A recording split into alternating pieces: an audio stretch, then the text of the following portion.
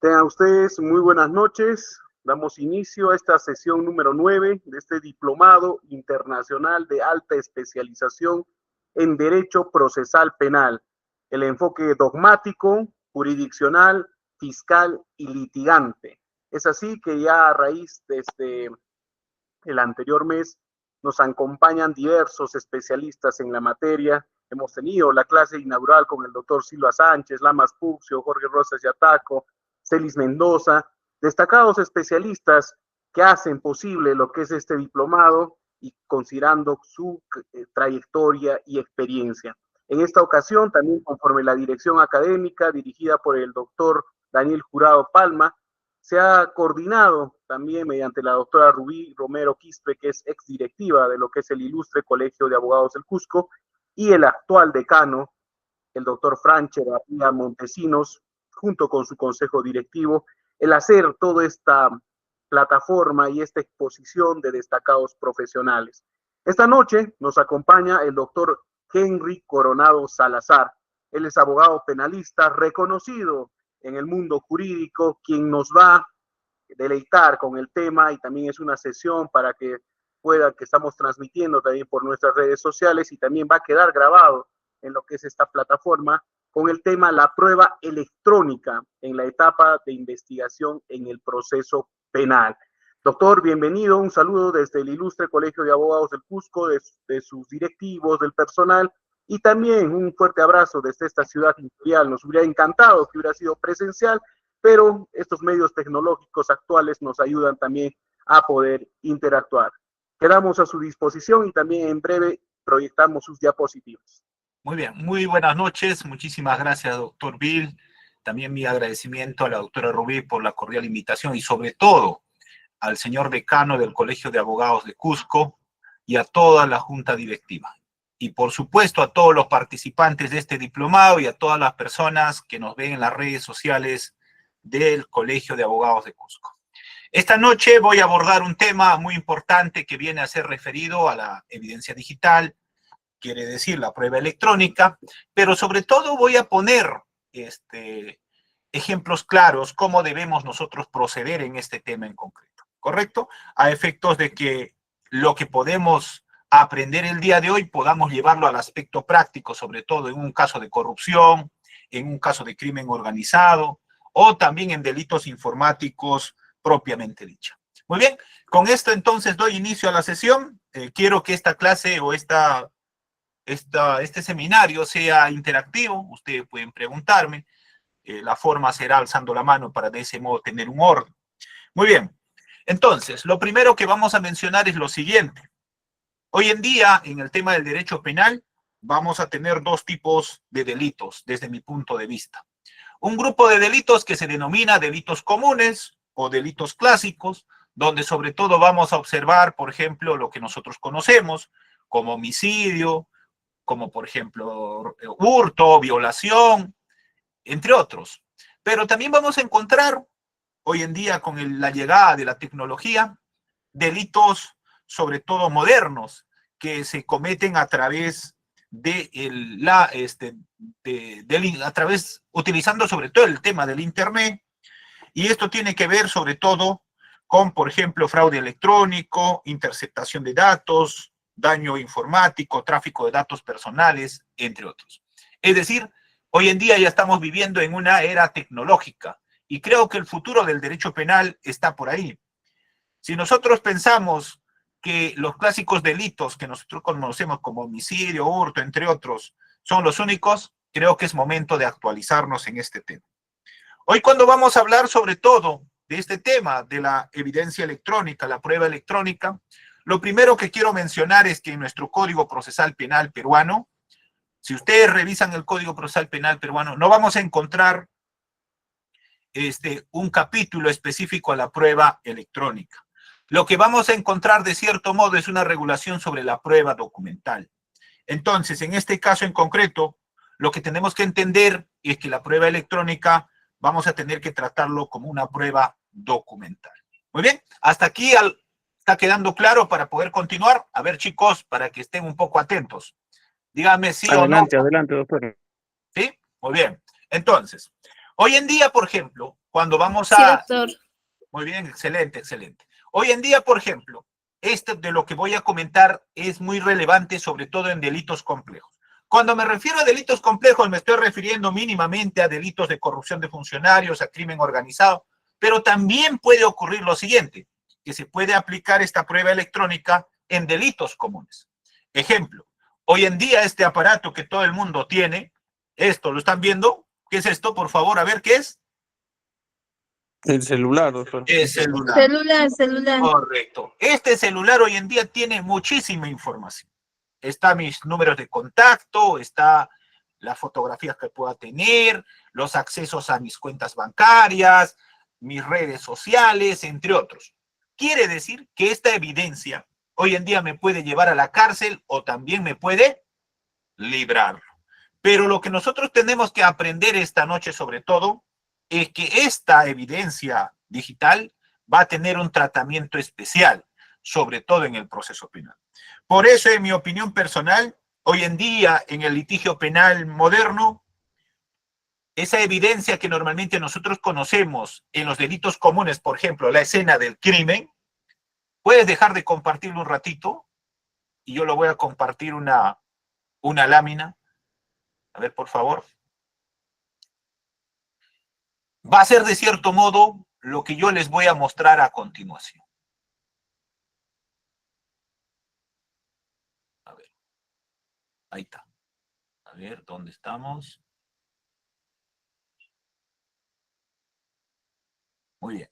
A ver, chicos, ustedes están viendo, cuando digo chicos, no le estoy faltando respeto, por favor, ya trato de sentirme todavía joven, y todavía estoy en la base 3. Muy bien. Ahora sí, ¿lo están viendo ustedes? Lo voy a agrandar. Ahora sí, ¿lo están viendo? Se aprecia, se aprecia. Sí. ¿No? Sí, se aprecia, doctor. Ya, muy bien. ¿Qué es lo que ustedes ven aquí, chicos? A ver, ¿qué es lo que ven? Todo aparato electrónico. Esto es una escena de crimen. Así como nosotros vemos, por ejemplo, una escena del crimen, alguien le disparó y murió, está tendido en el suelo, hay sangre, no sé, pues. Este va a ser una escena de crimen electrónica.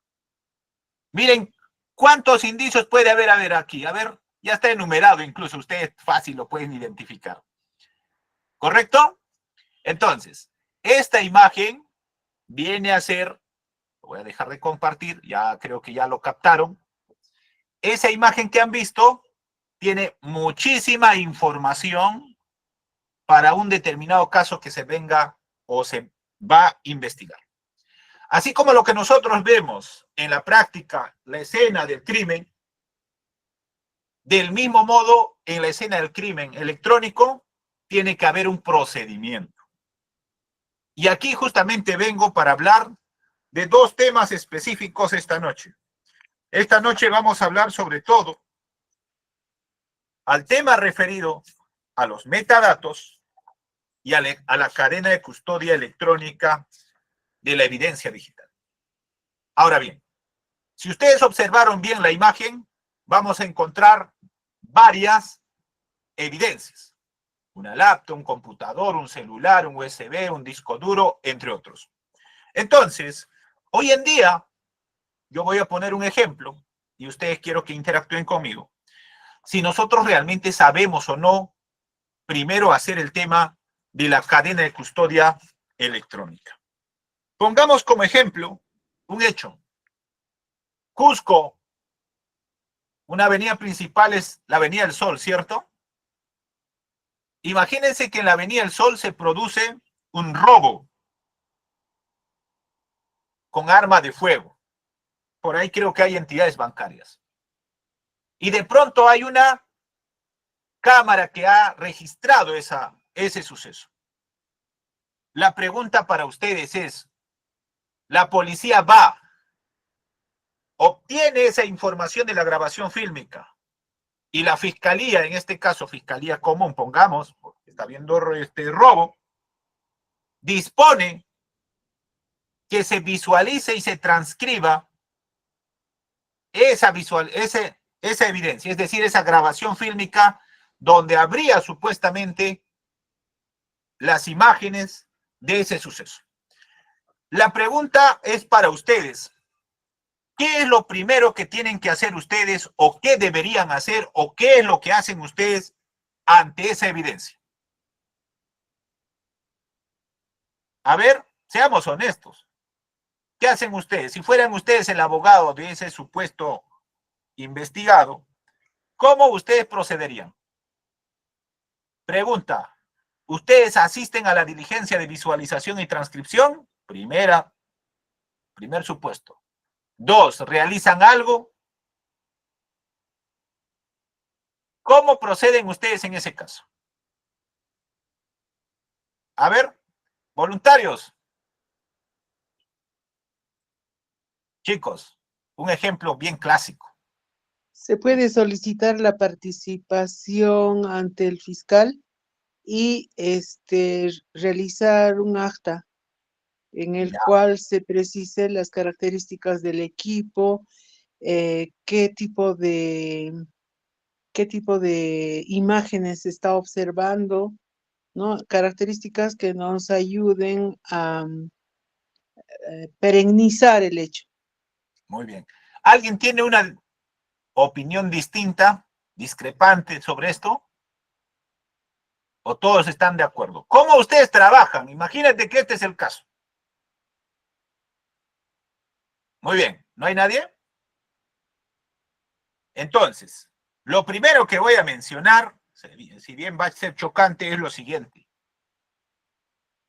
La pregunta es, ¿la policía aplica cadena de custodia electrónica a esa evidencia?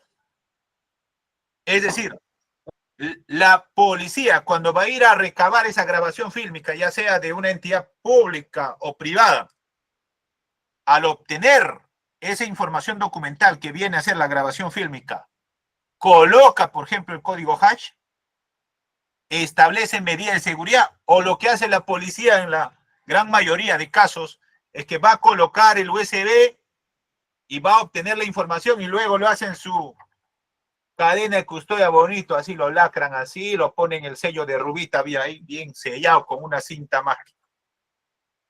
Y luego, visualización y transcripción, ¿cierto?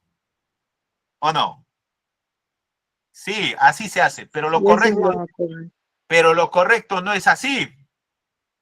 Esa grabación fílmica es una evidencia digital. Esa evidencia se hace con un tratamiento como documento. Esa evidencia tiene que pasar por un proceso de fiabilidad. ¿Qué quiere decir esto? Que primero tenemos que estar seguros si esa grabación fílmica no tiene alteraciones, no tiene cortes, no tiene ediciones. ¿Quién me garantiza que esa grabación fílmica no tenga ninguna alteración? ¿El fiscal, el policía, Rubí o la doctora Leticia? ¿Quién me garantiza? Chicos, ¿quién me garantiza que esa grabación fílmica no tiene alteraciones? El único que me va a garantizar que esa grabación fílmica no tiene alteraciones es un perito informático. Por tanto, el primer paso para poder establecer si esa evidencia digital, grabación fílmica, es auténtica o no, no ha tenido ningún tipo de modificación o alteración, será a través de una pericia de autentificación. En este caso en concreto, para que tenga valor probatorio, desde mi opinión personal, esa grabación fílmica primero debería pasar una pericia de fiabilidad. Y una vez que pase una pericia de fiabilidad que me mencione que esa grabación fílmica no tiene ninguna alteración, no tiene ningún corte o no tiene nada que haya sido modificado, acto seguido debería procederse con la visualización y transcripción. Pero ¿cómo venimos litigando en todo el Perú? En todo el Perú venimos litigando al revés. La policía le mete al aparato que grabó la grabación fílmica, le saca con un USB, le mete un sobre, lo pone en formato de cadena de custodia de delitos comunes y le dice, ahí está la cadena de custodia electrónica. Eso no es así. ¿Y los abogados qué hacen? La gran mayoría de abogados, cuando la fiscalía cite a la visualización y transcripción, concurren, pero no dejan algo. Deben cuestionar primero que ese material que se está visualizando o que se está transcribiendo, puede ser un video o un audio, debería visualizarse o transcribirse de la fuente de origen y no de una copia. Primero, para ustedes, el hecho de meter el USB a ese aparato y obtener es una copia o no? ¿O es la fuente madre? Es una copia. A ver, no les escucho. Correspondería a una copia. No, su audio no tiene escucha bien. A ver, siléncienlo, por favor. Esa acción que hace la policía de obtener una copia no es fuente original, pues. La fuente original tendría que ser el aparato que grabó. Si no nosotros estamos con este aparato y con este aparato le hemos grabado la conversación a la doctora Rubí, lo correcto es que se presente este aparato. Pero si el denunciante presenta una copia en un USB, presenta en un disco duro o presenta en un CD, esa no es fuente. Esa es una copia. Puede ser una copia espejo, sí, pero para poder establecer una copia espejo, tiene que haber una medida de seguridad que establezca que esta evidencia no ha sido alterado, no ha sido modificado o no ha sido editado, pongamos así. Eso se llama, sobre todo, estimados amigos, autenticidad como requisito de la evidencia digital. Entonces, ¿qué es lo que van a hacer ustedes? Por eso yo decía en esta clase, a partir de hoy día, si bien muchos fiscales me van a odiar y muchos policías, pero las cosas hay que decir como son. Si la policía no sabe hacer cadena de custodia electrónica, es su problema. Ellos tienen que aplicar, pues, justamente esto. ¿Qué dice acá? Manual para el recojo de la evidencia digital. No es meter el USB, sacar la copia, meterlo en un sobre y decir ahí está la cadena de custodia. Y esto es crucial sobre todo para los delitos complejos de corrupción y de crimen organizado. Hay una grabación de un presunto cohecho, por ejemplo, o existe alguna evidencia digital donde presuntamente estarían involucrados ciertas personas. Lo que se tendría que hacer entonces como abogado es primero oponerte a la diligencia de ¿qué? A la diligencia de visualización y transcripción de esa evidencia digital. Y lo que tendrías que pedir es que primero pase una pericia de fiabilidad. Y la pericia de fiabilidad no es porque yo lo diga, esto es parte del sustento metodológico, científico que debe pasar una evidencia, una prueba, para que esta prueba, con todas esas garantías que nos diga que es auténtico, luego se proceda con su visualización y transcripción. Yo no estoy diciendo, fiscal, tú no puedes transcribir. Lo que yo estoy diciendo es, primero pásale, como quien dice, ¿alguien ha visto alguna vez un antivirus? Ustedes a su computador, ¿qué le hacen primero? ¿Le pasan el antivirus o no? No. Sí. Primero le pasas el antivirus para que tus archivos no estén contaminados, ¿cierto? Es algo similar. Aquí lo que primero tenemos que ver es, antes que abras el archivo, primero pásame una pericia de fiabilidad para establecer que esa evidencia digital no haya sido alterado, no haya sido modificado o que no tenga cortes. Ningún policía, ningún fiscal va a garantizarme que esa evidencia es auténtica. El único que va a poder establecer que esa evidencia es auténtica es una pericia informática. Y justamente ahí viene el tema que estamos haciendo mención de lo que viene a ser la cadena de custodia electrónica y los metadatos. En este caso en concreto, segundo punto que tiene que hacer el abogado defensor es, ¿qué pasa si la fiscalía dice, no, oiga, ¿de dónde diablos ha sacado que primero debo pasar pericia de fiabilidad para visualizar?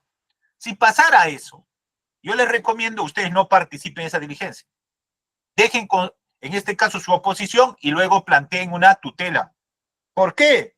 Porque en este caso en concreto, lo que tiene que establecerse como primer punto es la identidad de origen de ese material probatorio, que en este caso en concreto es una evidencia digital, una grabación fílmica. Tiene que establecerse la trazabilidad temporal. ¿Cuándo se ha hecho la grabación fílmica? Cuando el policía introduzca un USB o copie en un CD o en un disco duro, ahí recién se va a generar una fecha. ¿Esa será la fecha de origen de la grabación? Chicos, ¿eso será la fecha donde se produjo la grabación fílmica o la grabación en audio? ¿No, cierto? Entonces, lo que nosotros necesitamos primero es cuestionar el tema de la integridad del contenido, ¿de qué? De esa evidencia digital. ¿Y por qué mencionamos esto? Porque en este caso en concreto, si ustedes no hacen de ese modo, lo más probable es que la fiscalía va a visualizar, va a transcribir y ustedes van a meterle su sello ¿de qué? De conformidad. Una vez que realicen eso, ya no podrán expulsar esa evidencia del proceso. Segundo punto importante en este caso en concreto. ¿Cómo se trabaja entonces en estos casos de la evidencia digital? Sobre todo en este punto.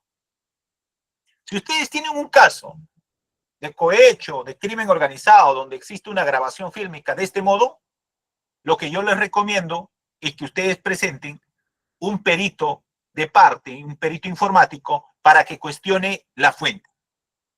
Y de ese modo, cuando se cuestione la fuente, lo que va a generar es, no nos da ¿qué? No nos da confianza, fiabilidad de que esa grabación que ha sido obtenida a través de una copia sea auténtica y por tanto va a generar un tema de duda. Pero esto es referido sobre todo para la defensa. Pero para la fiscalía también hay que dar, ¿no? Hay que darle pepa jurídica también para la fiscalía.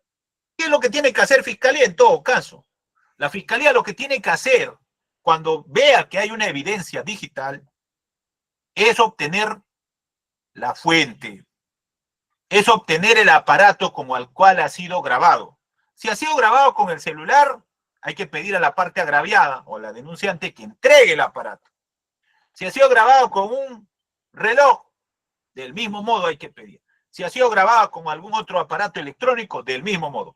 Esta, cuando tenga la fuente, no va a poder ser cuestionado por ningún abogado. Y lo que tendría que hacer el fiscal al tener ya la fuente madre, con la cual se grabó, simplemente es programar fecha y hora, ¿para qué?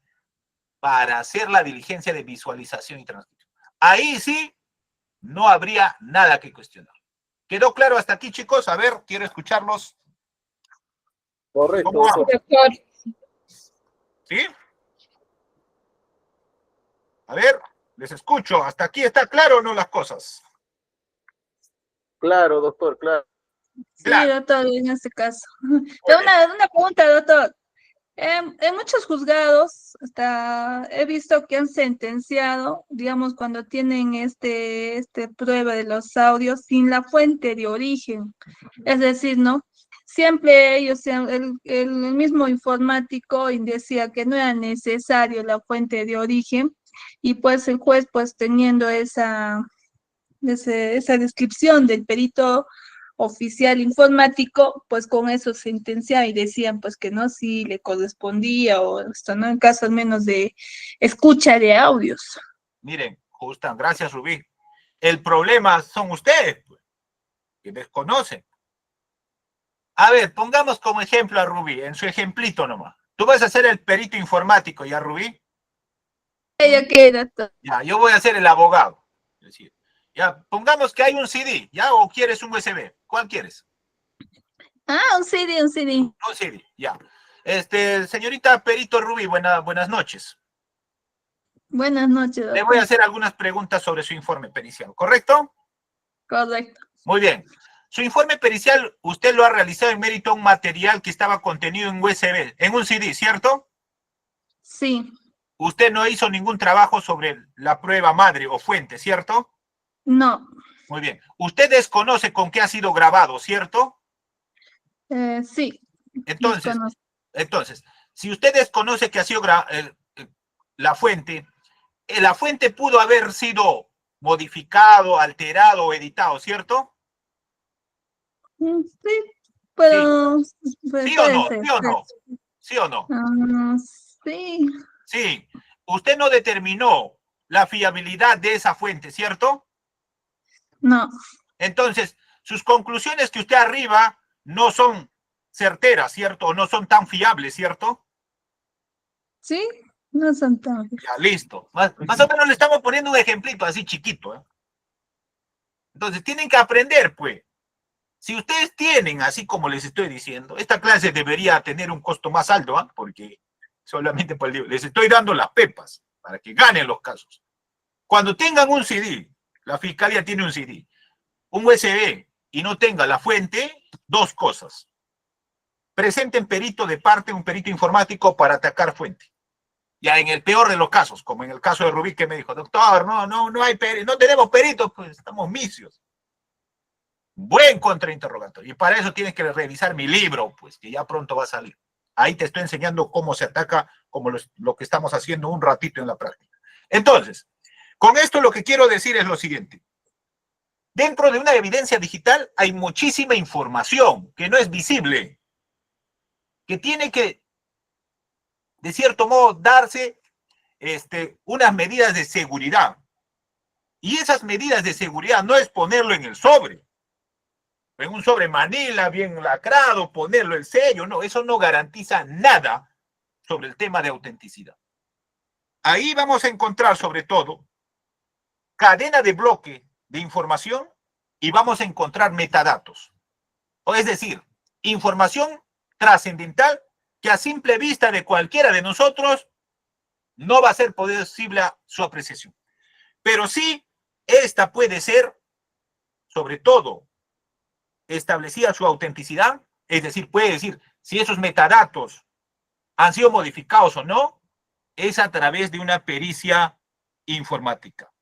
Entonces, esta pericia informática puede establecer si tuvo corte, alteraciones, modificaciones o no. Y para que una evidencia digital no se altere, ustedes vieron la escena alguna vez han visto una escena de delitos comunes, hay un muerto y ¿saben qué lo ponen ahí alrededor? ¿Qué le ponen? Una cinta, ¿cierto? ¿O no?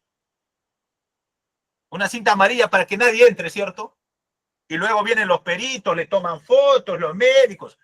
Algo similar es en la evidencia digital. En la evidencia digital, ponerle en sobre no garantiza nada. Lo que tiene que ponerle es un código hash. Es decir, ponerle un sello. ¿Alguien ha ido alguna vez al penal? Chicos, ¿alguien ha ido al penal o no? Cuando entras al penal, ¿qué te ponen? Un sello, ¿cierto? Y he visto, el otro día fui al penal aquí, Piedras Gordas, incluso me han puesto un sello que no se veía la mancha, pero era con luz ultravioleta que sí se veía. Algo similar, estoy poniendo un ejemplo, es el tema de la cadena de custodia electrónica. El código hash va a hacer de que esa evidencia no sea modificado, no sea alterado, no sea editado. ¿Eso da qué? Seguridad. Entonces, cuando usted tenga una grabación fílmica, lo primero que tiene que pedir es eso. Oiga, si no tiene código hash, hay que crear el código hash. Sí, pero trae ya un tema de duda. Si no se ha creado y recién lo vamos a crear, va a generar duda. Oye, en ese trance, ¿quién me garantiza que no ha sido editado? ¿Quién me garantiza que no ha sido modificado? ¿Quién me garantiza que ese audio, ese video, es auténtico? Ningún fiscal, ningún policía lo va a poder hacer. El único que me va a poder establecer si es auténtico o no es cuando exista un código hash y lo señale en este caso en concreto, un perito. Entonces, ¿para qué sirve sobre todo este tema de la autenticidad? Primero, para establecer la integridad del contenido. Es decir, que esta información que nosotros tenemos en un aparato electrónico sea el mismo que ha sido creado. Identidad de origen. Vamos a saber cuándo se ha creado, en qué formato se ha creado, qué tiempo de duración tienen, entre otros. Y el otro, la trazabilidad temporal. Podemos establecer o podemos reconstruir su historial de creación. Cuando yo les decía, cuando yo le meto un USB a un aparato y obtengo de ese ejemplo, si yo le meto un USB a este celular y saco la información, ¿cuándo se habrá creado la información? En el USB. El Fecha de día, creación. el mismo día que de lo hoy día, estaba haciendo. El día 22, el día 22 se va a crear. Pero si esa información que tengo en el celular es de enero, ¿quién me garantiza su trazabilidad? De que enero hasta octubre, al 22 de octubre, no ha sido modificado, no ha sido alterado, no ha sido editado. Entonces, aquí lo que tenemos que ver, sobre todo en el aspecto práctico de esta evidencia digital, es ese punto importante. Vayamos con otro ejemplo. Todo el mundo habla por WhatsApp, ¿cierto? ¿O no? ¿Ustedes hablan por WhatsApp o no? Cuando una persona presenta un WhatsApp, le presenta así todavía bien impreso a colores, verdecito, azul, todo está excelente, a láser todavía y el rubí lo hace imprimir. Y le presenta diciendo, acá está la prueba. Pregunta para ustedes, ¿eso será prueba? ¿Esa impresión del WhatsApp será prueba? No. ¿Por qué? Porque esa puede haber sido modificada o no. Claro. ¿Quién le da la autenticidad a esa conversación? Y todavía Rubí dice, ¿sabe qué? Para que no dude el fiscal, voy a llevar al notario de Cusco, al mejor notario, que lo legalice. Pregunta, ¿el notario establece la autenticidad de esa conversación? ¿Sí o no?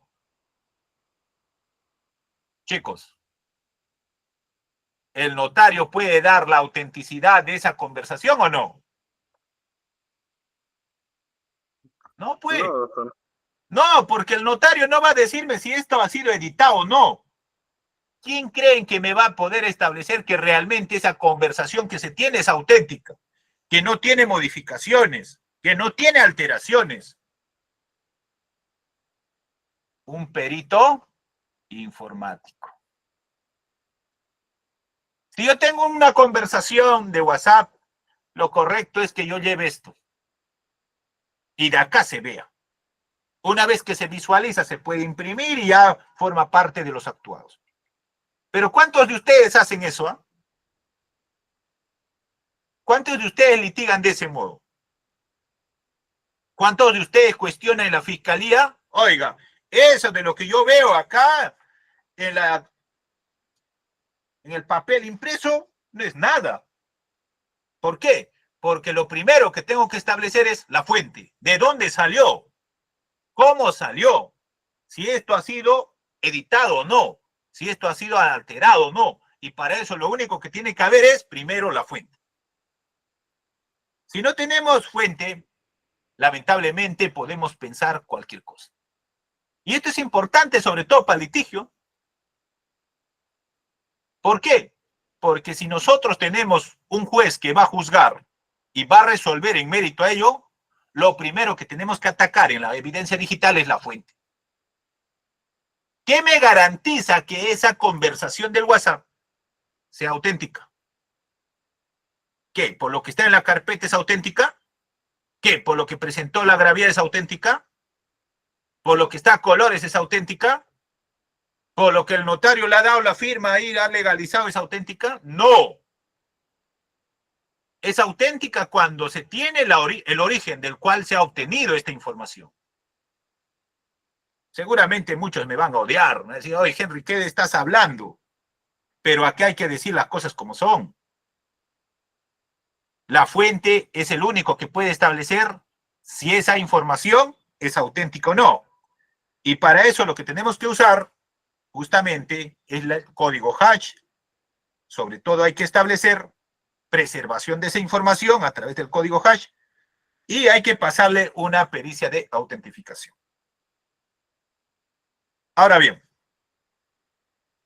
¿por qué es importante el tema de la cadena de custodia electrónica en este tema de la evidencia digital? Esta es importante sobre todo para certificar la integridad de esta información electrónica. Por eso yo les recomiendo, pónganse a estudiar ya no delitos comunes o clásicos como hurto, robo, homicidio, violación, sino pónganse a estudiar evidencia digital. En un futuro esta va a ser, desde mi punto de vista personal, la gran mayoría de delitos que se van a cometer. Hoy en día ya se vienen cometiendo, ¿no? En sí, delitos informáticos, como el fraude informático, interceptación de datos, daño informático, tráfico de datos personales, entre otros. Pero en delitos comunes también podemos aplicarlo. Entonces, en este caso en concreto, esa cadena de custodia electrónica es determinante. Sobre este punto, la Corte Suprema ha dicho lo siguiente. Si no tiene cadena de custodia, le deberían hacerle la cadena de custodia cuando se va a realizar el informe pericial. Pero eso no garantiza ¿qué? No garantiza su autenticidad. En ese tramo anterior a la cadena de custodia electrónica. Entonces, un punto importante cuando usted vaya a la fiscalía será, primero, propiedades de la imagen o de la grabación fílmica o del audio. Y ahí vean cuándo ha sido creado. Ahí vean si tiene código hash. Ahí vean fecha de modificación. No sé cómo irán ustedes a una diligencia de visualización y transcripción, pero lo primero es eso. Dejo constancia que no tiene código hash, dejo constancia la fecha de creación, dejo constancia que esa evidencia ha sido lacrado sobre Manila y no en cierto tipo de material que señala, por ejemplo, el manual para el recojo de la evidencia digital. En este manual de la evidencia digital te menciona cómo debería hacerse el recojo de esa evidencia digital. Por ejemplo, ese USB debería estar en un papel aluminio, mínimamente. Debería haberse recogido con guantes. Debería estar en una bolsa antiestática que se llama bolsa Faraday. ¿Cuántos de ustedes han visto eso cuando la fiscalía quiere visualizar un CD, cuando quiere visualizar un USB o un disco duro? Entonces son temas que ustedes tienen que poner en práctica, no porque yo les diga, sino deberían empezar a litigar técnica y científicamente. ¿Y por qué este tema de la cadena de custodia tiene muchísima relación con el tema del derecho penal y sobre todo con el derecho probatorio? Porque en este caso en concreto, esta cadena de custodia electrónica va a establecer autenticidad, integridad de la información, de que también se puede realizar muchas copias de esa cadena de custodia electrónica, pero va a contener la misma información sin ningún tipo de alteración. Y además nos va a dar una seguridad, sobre todo, de que esa información documental pueda servir, ya sea para una condena o para una absolución.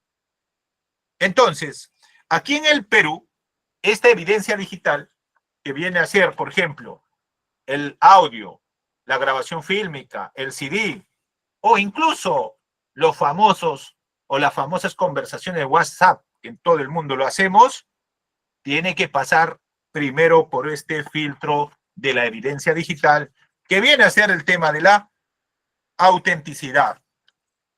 Ahora, si nosotros vamos al tema del marco normativo, cuando no se realice esta acción de la autenticidad a través de una pericia informática, podríamos estar, de cierto modo, afectando cierto tipo de derechos. Claro que sí. ¿Qué me garantiza que esa información de cierto modo, no haya sido editado, manipulado.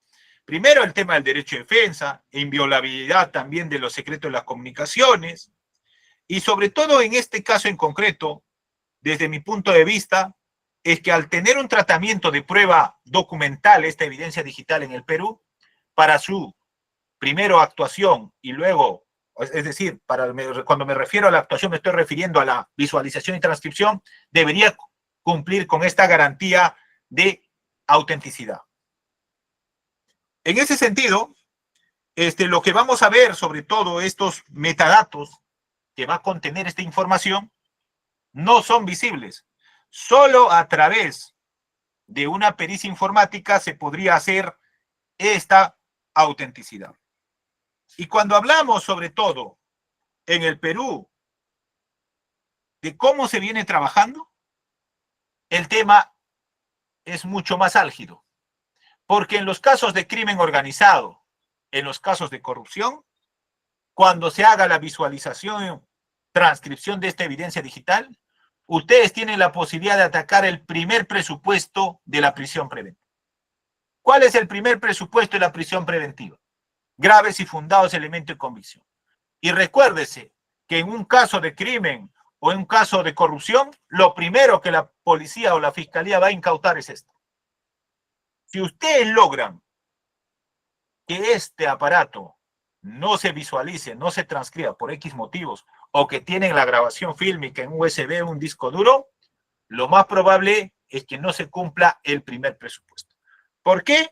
Porque lo más probable es que en esa información que se tiene está justamente el corazón de lo que la Fiscalía está buscando en este caso en concreto. Ahora, ¿cuáles van a ser los retos en la investigación? Primero, los retos para la Fiscalía es que cuando estemos en la evidencia digital puede afectarse derechos fundamentales de una determinada persona. En este caso en concreto, al efectuarse una interceptación, un allanamiento digital o la extracción de información que contenga, por ejemplo, dentro de un equipo celular. Para hacer este tipo de obtención de información documental, la regla es lo siguiente. Solo con autorización judicial, si es que no existe consentimiento de la parte investigada o imputada, podría obtenerse esa información.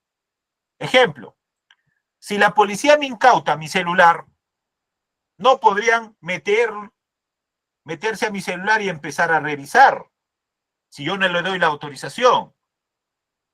En cambio, si un juez autoriza que pueda visualizarse, extraerse esa información, esa acción es legal.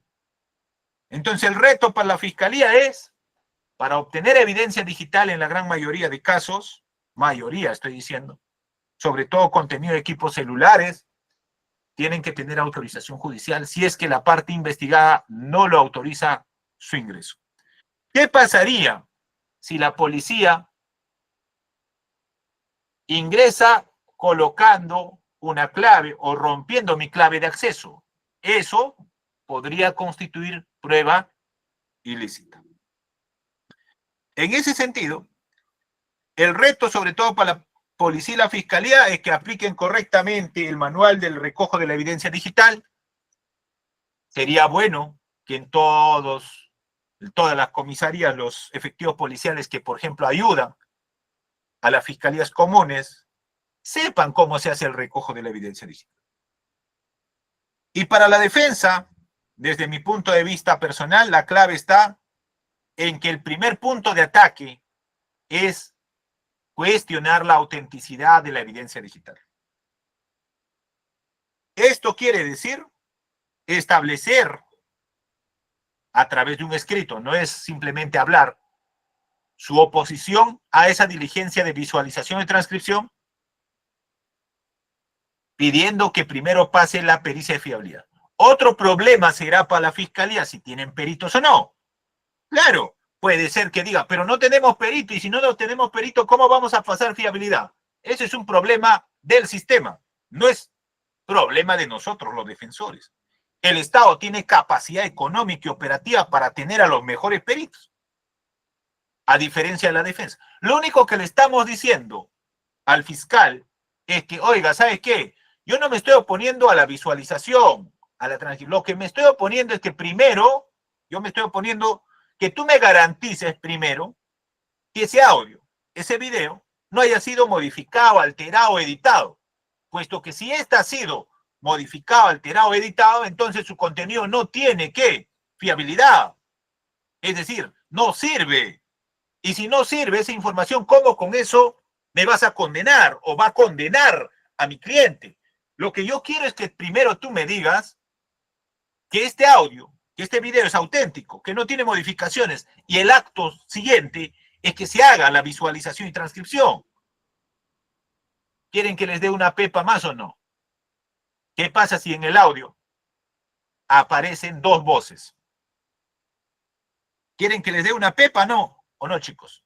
Ya nos queda Sí, poco. doctor.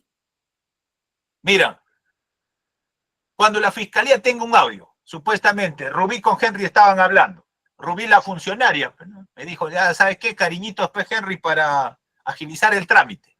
Y yo le digo, bueno, pues no tengo. Y me dice, ya no, si no das cariñitos, ya sabes, ya, acá tu caso va a estar empolvado. Esa es la conversación que se tiene. Un cohecho. Pepa, para todos ustedes. Fiscalía va a programar visualización y transcripción. Primer punto, ya les dije. Segundo punto. Pregunta para ustedes. Con esto voy a responder esa pregunta. Ustedes, si la fiscalía ordena la homologación de voz, ¿van a llevarle o no a su patrocinado? A ver, No. para Rubí es la investigada. A ver, todos ustedes, Colegio de Abogados de Cusco, son los abogados. Rubí dice, voy a pagar $1 millón, ¿eh? $1 millón a mi defensa. Ya, pregunta, Fiscalía ha dicho 23 de octubre, 9 de la mañana, homologación de voz. Pregunta a ustedes, ¿le llevan a Rubí para que homologue la voz o no? Para la toma de muestra de voz. Chicos, ¿lo llevan o no? A ver, ¿por qué se callan? ¿Lo llevan o no a Rubí para que le saquen la muestra de voz? ¿Nadie? ¿Cómo litigan ustedes, ah? Quieren que les dé la pepa, ¿cierto? Yo lo voy a dar porque soy miembro honorario del Colegio de Abogados de Cusco y me gusta Cusco. Y en Cusco voy a publicar en el Perú mi libro, así que anoten. Cuando la Fiscalía haga un requerimiento para obtener la voz, yo les recomiendo, tips, que tu cliente no vaya. La Fiscalía va a decir, como no va a ir, o si el señor no se presenta, vamos a sacar de cualquier otro lugar la grabación que tiene Rubí, de una audiencia, de por ahí, no sé. El tema es, esa grabación fílmica o ese audio que saquen de otro, no va a tener el mismo efecto que aquel que se ha tomado la muestra, porque va a haber siempre alteraciones, no va a ser auténtico y tienes la posibilidad de cuestionar con una pericia. No tú, si no te estoy diciendo, una pericia informática que diga. El fiscal dice, pongamos la doctora Rubiera, la fiscal en este caso, que había pedido cariñitos para archivar el caso Los Patitos de Cusco. La fiscalía dice, tómese la muestra de voz de la fiscal Rubí. Fiscal Rubí no va. Y dice, como no va la fiscal Rubí, vamos a sacar de lo que fue a una audiencia X en el Poder Judicial. Vayan a sacar cualquier audio. Pero ese audio que tú saques del Poder Judicial no va a ser lo mismo que la fuente original que le toma. Va a haber alteraciones, la voz no va a ser lo mismo, y un perito te va a poder establecer cuáles, mejor dicho, van a ser los problemas que se presentan. Así que los que quieran, tomen en cuenta. Y los que no quieran, sigan llevándole a su cliente para que le tomen la muestra de voz o toma de muestra de voz en las fiscalías. Muy bien. Ahora, señalado esto, entonces, lo que podemos decir es, para la defensa hay un gran reto. Para la defensa, en este caso de delitos donde exista una evidencia digital, se tiene que trabajar con perito. Aquel abogado que no trabaje con perito es como, no sé, poniendo entre paréntesis. Es como ver la coca o ver las cartas y decir mañana llueve o no llueve. Yo no sé qué puede pasar. Pero si aplicamos ciencia, podemos cuestionar la autenticidad de esa evidencia. Podemos decir si ha sido modificado, alterado o no. Y además podemos decir si existen errores técnicos y metodológicos en la aplicación de esa pericia. Una pericia es auténtica no por lo que está bien elaborado. Una pericia no es auténtica porque lo ha hecho el perito de la fiscalía. Una pericia no es auténtica o cumple con todos los procedimientos, requisitos de la ciencia porque el perito tiene tantos años de experiencia. No. Desde mi opinión personal, un informe pericial tendrá valor científico cuando cumpla aspectos metodológicos científicos de una determinada corriente. Siempre voy a decir esto. El perito es dos cosas. Es conocimiento más experiencia. Y el conocimiento no se presume. El conocimiento se acredita. Y la experiencia también, en mi opinión personal, se acredita. Por ejemplo, Rubí decir, doctor, el perito vino de fiscalía y dijo que ese era el audio. Lo primero que habría que cuestionar es si ese perito es perito porque trabaja en fiscalía o es perito porque se formó como perito. ¿Ustedes en el litigio le preguntan eso? La fiscalía no lo convierte en perito, o alguien me puede decir, la fiscalía lo convierte a una persona en perito. ¿Una institución puede convertirlo en perito a una persona? ¿O es No, que, o es que no en la puede. o es que en la selección estamos fallando? En mi opinión personal, estamos fallando en la selección. ¿Qué quiere decir? En los requisitos que debe poner la fiscalía para contratar a un perito. O sea, no simplemente, por ejemplo, es poner, se requiere un ingeniero informático. No, habría que poner requisito 1, ingeniero informático. 2, años de experiencia. 3, perito. 4, experiencia. Para ser perito, tiene que llevar cursos de especialización.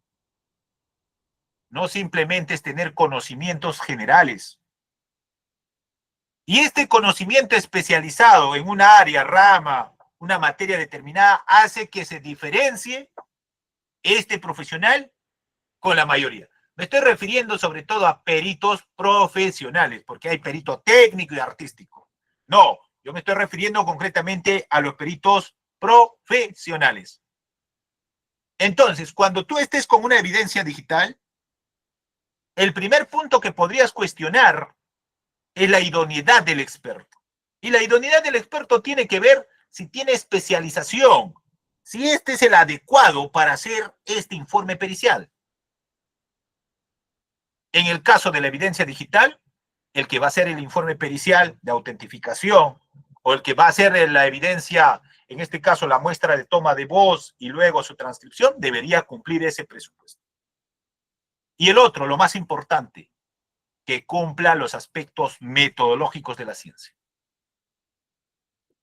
Si no cumple estos aspectos metodológicos que se señala, ese informe pericial, por más bonito que esté hecho, por más que haya sido realizado por uno que trabaja 20 años en fiscalía, no sirve, se va al tacho. Y para eso yo les invito a que revisen sobre todo los famosos criterios Dauber, donde se menciona qué es lo mínimo que debe tener un informe pericial. Y sobre todo si nosotros vamos a estar en evidencia digital, aquí se debe trabajar con peritos idóneos, porque estas evidencias electrónicas pueden llevarte a una condena o pueden llevarte a una absolución. Y sobre todo a los señores magistrados hay que enseñarle, si es que no saben, que para darle un peso probatorio a un material de la evidencia digital, tiene que pasar mínimamente por este requisito de ¿qué? De la autentificación. ¿Qué me garantiza que ese audio, ese video, ese WhatsApp no fue alterado? ¿Quién me garantiza? Ah, ¿es porque entró al proceso? No, sino tiene que tener un respaldo científico. Alguien tiene que decirme, sí, este material no ha sido editado, sí, este material sí ha sido editado y por tanto no es fiable. Y si no es fiable, simplemente no le damos el peso probatorio que corresponde. Claro, todo esto está dirigido al juez. En última instancia será el juez el que establezca el peso probatorio que le va a dar, si toma en cuenta o no. Claro, si nosotros no le evidenciamos de ese modo en la etapa de investigación o en la etapa de juicio oral, el juez dice, bueno, acá vino el perito informático, dijo tal cosa, así debe ser. No es de ese modo. Muy bien. Entonces, ya para finalizar, en la prueba electrónica, la clave hoy en día es conocer sobre todo los protocolos técnicos claros sobre el tema del respaldo de la evidencia digital. Mínimamente léanse este manual para el recojo de la evidencia digital. Este deberían tener, sí o sí. La defensa tiene ciertas armas bien sólidas, mientras la fiscalía está muy flojo. Para litigar en esto tenemos que generar duda. Y si tú aprendes a generar duda, esta información no va a tener peso probatorio. Si nosotros aprendemos a litigar con evidencia digital, lo más probable es que el caso lo archivemos o lo sobresean o lo absuelvan. Y con esto quiero finalizar para entrar a la ronda de preguntas. En el Perú todavía no estamos viendo una doctrina bien posicionada sobre este tema. Hay algunos autores que están escribiendo sobre este punto, pero todavía no tenemos una doctrina bien consolidada. Por ejemplo, yo les recomiendo que ustedes revisen este libro para que puedan ustedes también informarse, pues. ¿Ya? Les voy a dar un librito que deben, el profesor Elías ha escrito, ahorita les doy, para que ustedes también lo tengan. Doctor Ricardo Elías Puelles. Hay un libro de él muy bueno, Delitos contra la Seguridad Informática. Léanlo ese libro. Y léanse también otros libros que hablen sobre la evidencia digital, porque este es el futuro que se viene en el tema del derecho penal. Muy bien, hasta aquí entonces mi intervención el día de hoy, y si hay alguna pregunta, lo vamos a absolver.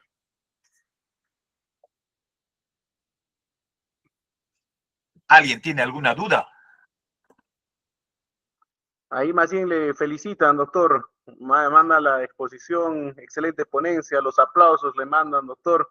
Creo que ha quedado muy claro en esas pepas que nos ha dado el día de hoy, doctor. Más que todo agradecerle también por esta ponencia. Ahí Claudia Inés también manda sus aplausos también por las redes, Ana Cecilia. Y esperamos el libro que ha prometido el día de hoy, ¿no? Que lo va a lanzar desde la Ciudad Imperial del Cusco, y el Colegio de Abogados es también el espacio académico para donde se le va a brindar, aparte que usted es miembro honorario de nuestra orden profesional. Estimado doctor, el agradecimiento de nuestro decano, el doctor Frank Echevarría Montesinos, el consejo directivo, los delegados plenos, el consejo de fiscalización e incluso ex directivos que siempre colaboran con nosotros, y además mediante lo que es el apoyo de la dirección académica en este diplomado procesal penal. Estimado doctor, también se ha emitido la resolución 239-2025 ICAC-D, que señala, reconoce y felicita la labor de difusión jurídica, además de ser miembro honorario del doctor Henry Coronado Salazar. Por tal motivo, en su artículo segundo, reconoce y felicita por la ponencia brindada en esta sesión número 9 del diplomado. Doctor, firma nuestro decano, el doctor Frank Echevarría Montesinos. Estimado doctor, de repente unas últimas palabras en Muchísimas gracias. Pero primero, para mí la academia es algo que me gusta, y por eso me gusta compartir conocimientos. Yo no soy una persona que se lo guarda, por eso les estoy dando esas pepas, para que trabajen, para que ganen los casos. Y claro que sí, mi agradecimiento al Colegio de Abogados de Cusco. Yo he elegido Cusco por muchas razones. Yo soy serrano igual que ustedes. Así que el libro, mi hijo que va a nacer académico, lo vamos a hacer en el Colegio de Abogados de Cusco el 7 de noviembre. Así que los espero el 7 de noviembre para ponerlo, su publicación oficial aquí en Perú, desde Cusco. Este libro se va a publicar el 28 en Costa Rica, en la Corte Interamericana de Derechos Humanos, y luego será desde la Ciudad Imperial de Cusco. Muchísimas gracias a todos y bueno, sigan aprovechando las clases de este diplomado y por supuesto a la dirección académica del Colegio de Abogados de Cusco que siempre tiene la gentileza de invitarme, también mi agradecimiento especial. Muchas gracias. Muchas gracias. Esas fueron las palabras del doctor Henry Coronado Salazar. Un fuerte abrazo, doctor. Un abrazo desde la Ciudad Imperial del Cusco, aunque sea de forma virtual. Gracias. Seguiremos con la próxima sesión del día viernes. Muchas gracias y con esto hemos finalizado. Gracias. Permiso, doctor. Permiso con todos.